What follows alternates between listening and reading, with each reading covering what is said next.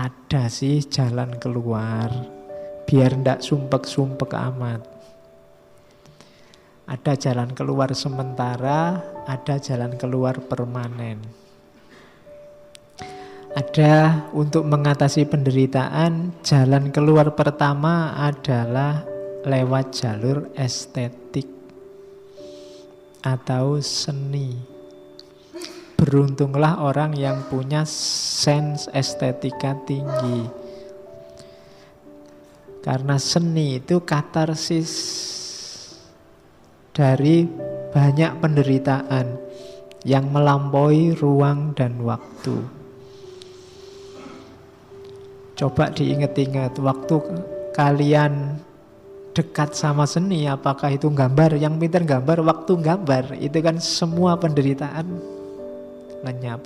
Waktu kalian dengerin musik, musik itu musik paling seni paling tinggi bagi Schopenhauer. Itu kan segala penderitaan, keinginanmu kan terlampaui. Lupa waktu asik joget dangdut apa waktu asik mendengarkan musik apa, itu kan kamu terbawa terus melayang terus kayak ndak ada masalah aja. Itu seni. Yang asik gambar, yang asik mahat, yang asik bikin puisi.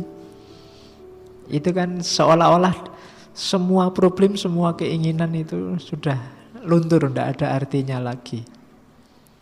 Makanya kadang-kadang untuk meredakan stres itu kan kita disuruh mendengarkan musik. Karena musik punya daya katarsis, daya membersihkan.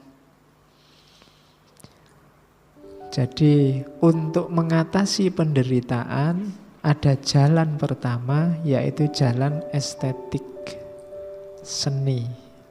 Seni ini biasanya punya karakter bentuk yang bebas, tanpa kepentingan dan kontemplatif, melahirkan kejernihan berpikir. Itulah seni.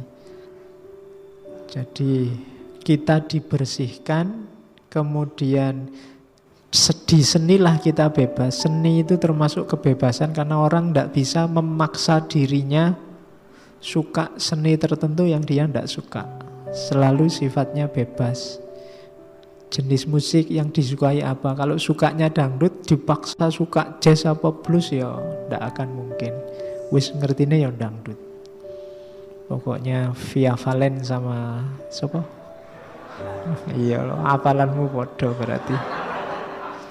Karena kalau tak tanya artis jazz atau artis blues ora iso jawab kowe. Isone dangdut, berarti seleranya kan di sekitar itu. Kamu sudah mendengarkan, kalau sudah ketemu Via Valen, katarsis sudah bersih, sudah ekstase. Sudah ndak inget lagi kuliahnya tinggal berapa semester, sudah ndak inget lagi duitmu sudah tipis, ndak inget lagi sedang gegeran, pokoknya goyang terus. Itulah seni. Ya seni apapun. Makanya punya keterampilan seni itu lumayan untuk katarsis diri. Ya ndak bisa main musik, ya gambar, ngelukis, ya kan? Ndak usah minder, lukisan itu yang paling jelek paling laku. Kalau lukisanmu bagus, persis kayak aslinya, itu murah, dijual di pinggir-pinggir jalan itu banyak. Ada orang ngelukis pemandangan persis kayak gunung, persis kayak sawah, itu ya murah harganya. Tapi coba kamu ke Museum Affandi, kamu ke museum, lukisan ndak jelas, urek-urek, itu mahal. Jadi kalau kamu stres gambar, sak senengmu apa gitu, terus kasih judul yang khas itu mahal. Anggap aja kepuasan batin lah, apalah gitu. Itu seni. Katanya Schopenhauer bagus tentang musik. Ya bagi yang suka musik. Music does not express this or that particular or definite pleasure, this or that affliction, pain, sorrow, horror, gaiety, merriment, or peace of mind. But joy, pain, sorrow, horror, gaiety, merriment, peace of mind themselves, to a certain extent in the abstract, their essential nature without any accessories and so also without motive for them. Jadi musik itu ndak bahas kesedihan yang tertentu atau kesenangan tertentu. Pokoknya ya kesedihan ya kesenangan umum gitu aja, abstrak. Ada lagu ditinggal pacar kan kamu nggak bahas itu pacarnya jenenge sopo, anak mana, kan ndak begitu. Jadi pokoknya ada kesedihan ditinggal pacar gitu aja. Sifatnya abstrak. Jadi itu abstrak tanpa kepentingan, tidak berpihak pada siapapun, tidak nempel apapun. Itu yang dia akhirnya punya daya katarsis, punya daya membersihkan. Jadi itu gunanya musik. Makanya kadang-kadang kamu misalnya baca sholawatan itu kan, rasanya sampai koyo ekstase, padahal tidak ngerti artinya sholawat yang kamu baca apa. Itu menunjukkan musiknya sendiri ada dayanya, ada daya pembersihnya. Jadi musik bisa jadi jalan keluar, meskipun jalan keluar sementara. Kenapa? Karena musik hanya memberikan kelegaan sementara, lega sementara, terbebaskan sementara. Nanti musiknya dimatikan, kamu kembali lagi ke hidup sehari-hari ya sumpek nih. Kalau jogetnya sudah selesai, pulang ke rumah sumpek lagi. Maka dia katarsisnya hanya sementara, tidak panjang. Kalau begitu boleh alternatif jalan kedua. Untuk mengatasi penderitaan ada jalan kedua, yaitu jalan etis, etika. Jalan kedua ini adalah melakukan kebaikan kepada orang lain atas dasar simpatik. Kita kan menderita, orang lain juga menderita. Ada yang bisa membuat kita agak terbebas dari penderitaan apa? Peduli dengan penderitaannya orang lain, simpati dengan penderitaannya orang lain. Itu membuat kita lebih terbebas. Kita merasa tidak sendirian sumpeknya, yang lain juga sumpek. Membantu orang lain itu kayak membantu diri kita sendiri. Dengan membuat orang lain lega, kita sendiri juga ikut mengalami lega. Itu namanya jalur etis. Berbuat baik kepada orang lain. Dasarnya apa? Kalau katanya Schopenhauer, dasarnya namanya compassion, kasih. Kasih itu satu level lebih tinggi daripada sekedar passion. Apalagi cinta yang hasrat, yang nafsu. Jadi compassion ini, kasih ini levelnya Rahman Rahim, bukan lagi mahabbah atau mawaddah. Jadi compassion, sayang pada orang lain. Atau kalau bahasa Yunaninya agape. Agape itu cinta sesama yang tanpa pamrih. Nah, ini jalur etis. Kita ngambil jalur ini bisa menyenangkan orang lain. Dan akhirnya diri kita sendiri ikut senang, ikut bahagia. Itu juga melegakan. Jadi orang lain lega, kita juga lega. Nah, ini namanya jalur etis. Makanya kita disuruh berbuat baik sebanyak-banyaknya. Itu sebenarnya bukan untuk siapa-siapa, untuk biar kita sendiri nggak menderita. Ya, yang suka berbuat baik pasti ngalami kebahagiaan melihat orang lain bahagia karena tindakan kita. Jadi ini jalur kedua. Bantulah orang lain, simpatiklah dengan orang lain. Katanya Schopenhauer, compassion is the basis of all morality. Kasih sayang itu dasarnya semua moralitas. Jadi meskipun orangnya agak murung, agak pesimis, agak antisosial, dia masih ceramah bahwa kita harus berbuat baik dengan orang lain. Oh, berarti kan si rodok waras. Meskipun cara mikirnya agak muram, agak suram. Cuma ada cumanya ternyata, compassion ini sebenarnya seni juga begitu, tidak akan bisa menyembuhkan penderitaan kita secara total. Kenapa? Karena masih terikat dengan kehidupan. Selama masih terikat dengan kehidupan, masih ada will tadi. Selama masih terikat oleh will, kita masih menderita. Sekarang saya agak menderita karena haus. Terus minum. Bismillah, minum dulu.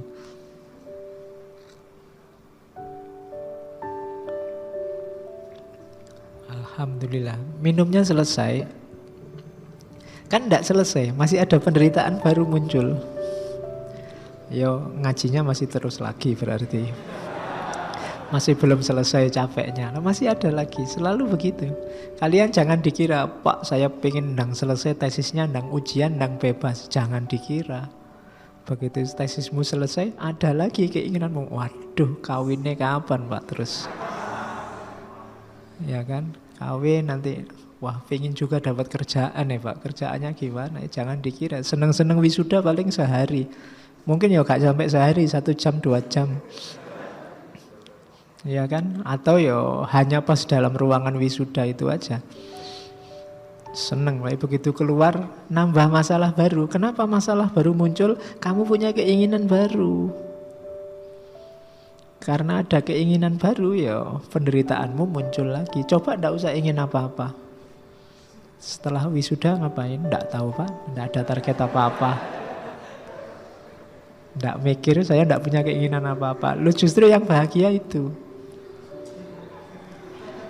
Buktinya apa? Ada solusi ketiga dari Schopenhauer untuk kita bahagia beneran.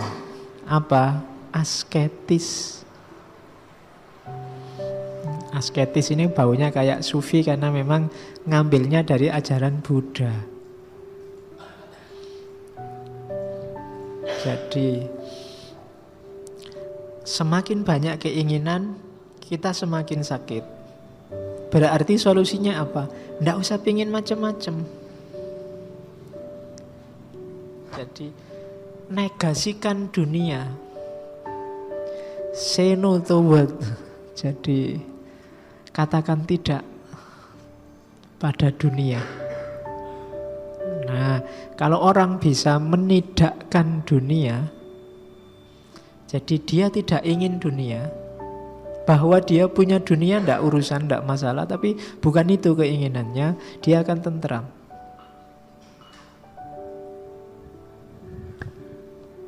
Jadi lampauilah egomu, hiduplah secara asketis. Asketis itu bebaskan dirimu dari keinginan-keinginan duniawi. Orang asketis kan gitu.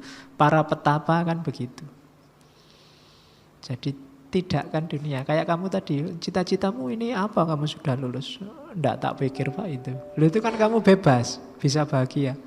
Tapi kalau kamu nggak tahu Pak, saya mikir sejak kemarin nggak ketemu-ketemu, sumpek. Dua-duanya sama-sama nggak dapat kerjaan. Cuma yang satu seneng-seneng aja, yang satu sumpek.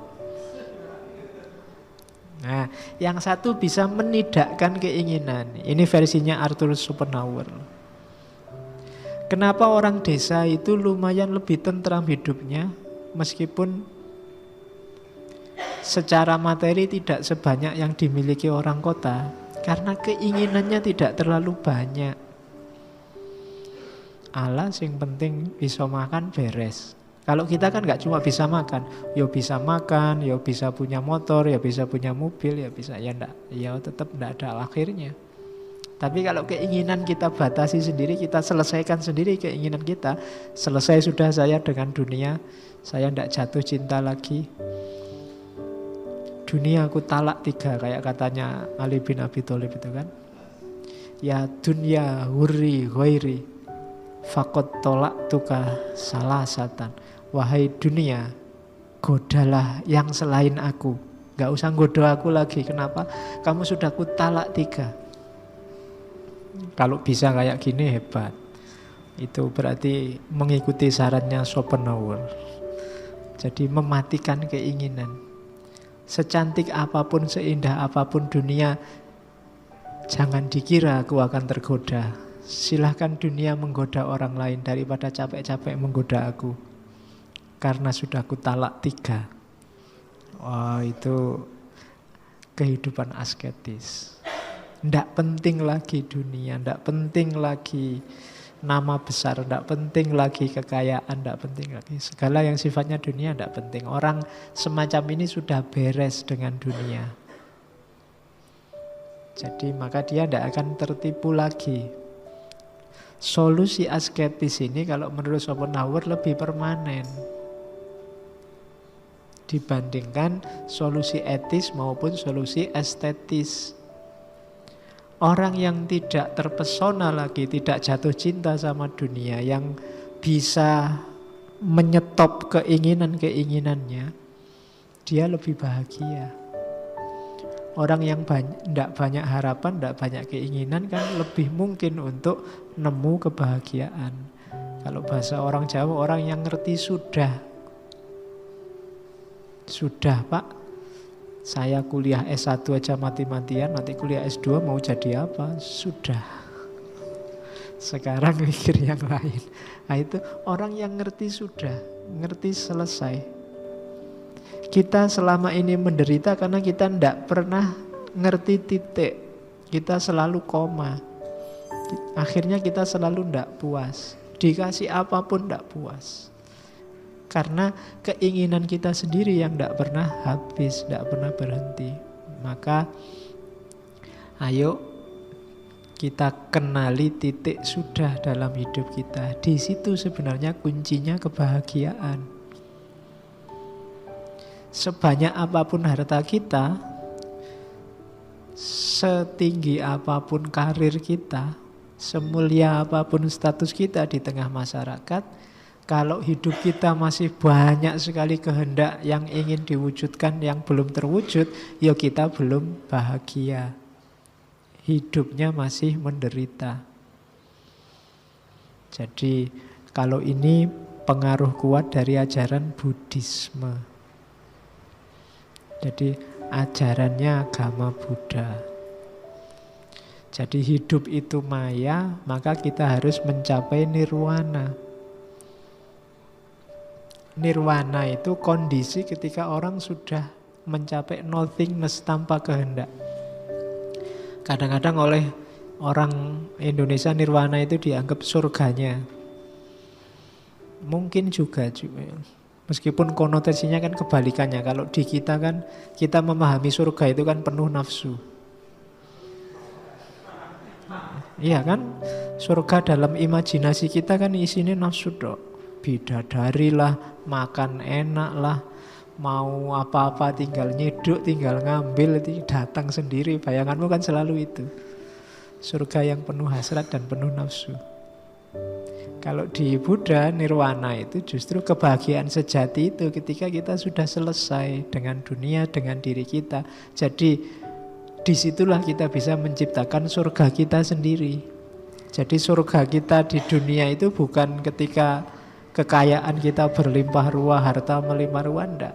Tapi ketika kita bisa mengendalikan keinginan, bisa menyetop, bisa titik dengan dunia, sudah tidak koma lagi, selesai, di situ kita bahagia. Nah itu cara semacam ini namanya cara asketis.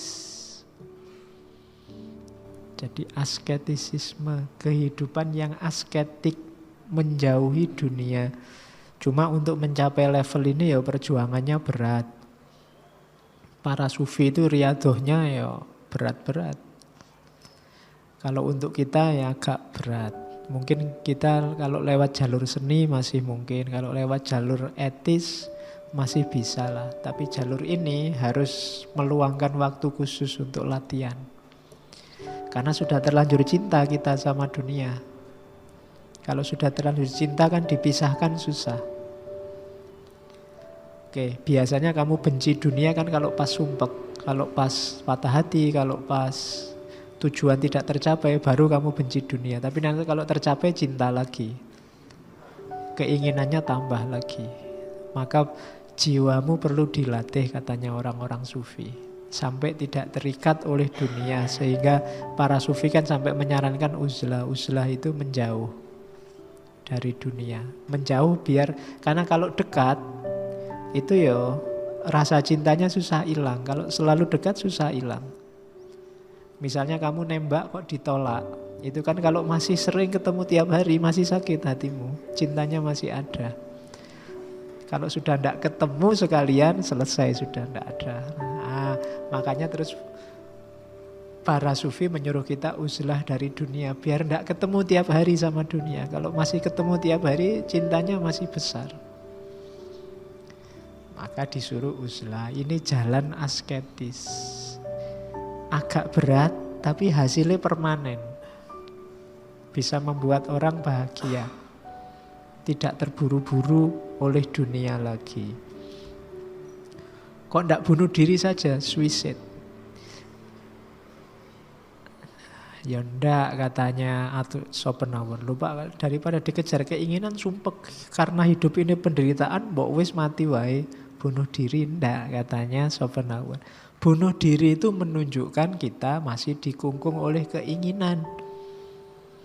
Keinginan untuk mati. Sama saja. Jadi tidak bebas dari keinginan. Makanya kalau orang bunuh diri itu kan dikhawatirkan rohnya masih melayang-layang. Karena dia masih penuh dengan keinginan. Jadi bunuh diri bukan solusi. Dia tidak akan menyelesaikan masalah. Jadi jangan ambil solusi singkat bunuh diri. Karena bunuh diri menunjukkan kamu masih dikuasai, masih dikungkung oleh yang namanya keinginan. Maka hindari itu bukan solusi. Yang solusi satu di antara tiga tadi, seni, etis, dan estetis.